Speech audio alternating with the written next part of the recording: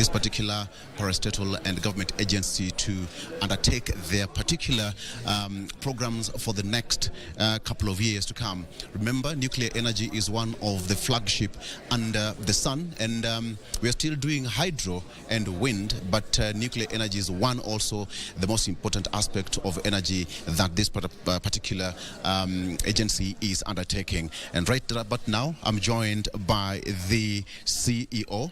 All right, CEO, to give us an overview of what you should be expecting. CEO Justus Wabuyabo, who is the going to be telling us exactly just a quick wrap of what we have just happened. Thank you so much for joining us. That was an elaborate launch of the vision, the strategic plan 2023-2027. It must have taken a lot of work to come up with this document. Thank you very much, and thank you for coming.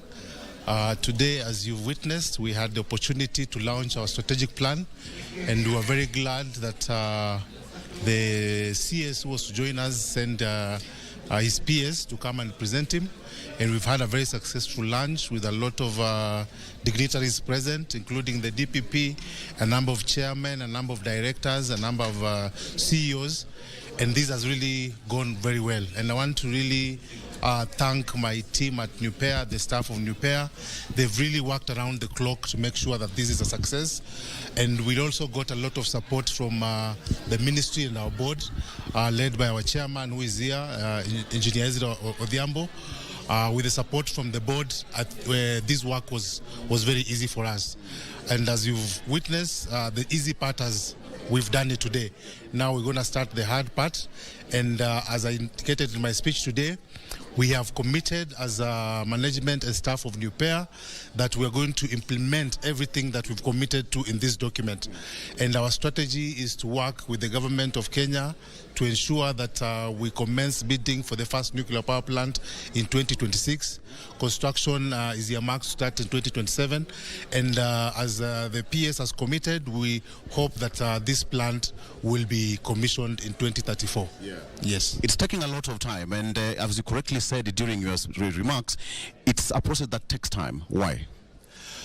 The process for development of a nuclear power program takes time because, as you know, nuclear is very sensitive, and you want to get it right from the word go. You don't want to take chances.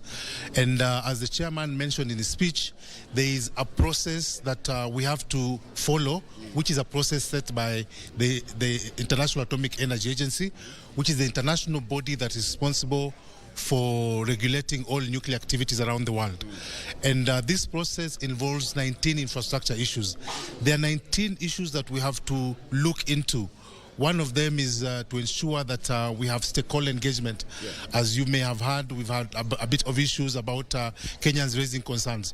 So we want to engage Kenyans to get them to understand what this nuclear is all about. What are the issues around it so that we get them to have a buy-in.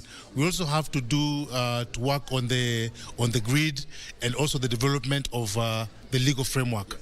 As was indicated today, we already have a national framework in place, and as the PS has indicated, we are going to work with the executive and parliament to ensure that we accede to the international treaties, which is very important for us to be able to move forward with that project. But how ready are we as a country? Kenya is very ready. As I've indicated, there are steps that we have to follow. There are actually 3 stages that a country has to go through before they commission their first nuclear power plant.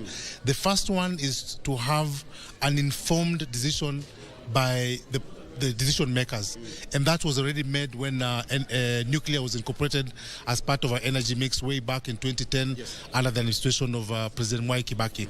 And after that, we've been working on through the processes, and in 2021 we had the International Atomic Energy Agency come in and look at what we have done as a country, and they checked and confirmed that we had fulfilled all the activities that were expected under phase 1, and now we are squarely in phase 2.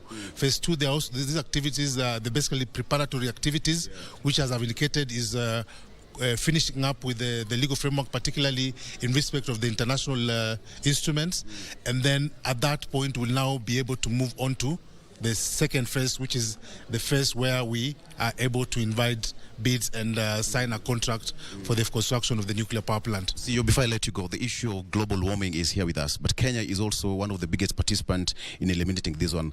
Carbon emission is also here, but how, just a quick one, how safe is this? Because you said that the communities around there are also be taken care of, but how safe is it on a scale of 1 to 100? Nuclear technology is very safe and has been in use for many years across the globe. We will follow all the steps that are going to be required to be undertaken to ensure that before we implement this project, all the safety features are there. Today in this launch we had the national regulator for nuclear in this country, Kenya Nuclear Regulatory Authority, and we are working with them. They have experts and they will be supported by international community to have experts, and as we implement this project, all the safety features will have to be taken into account to ensure that we deliver a safe project that will not pose any risk to the environment and to our people.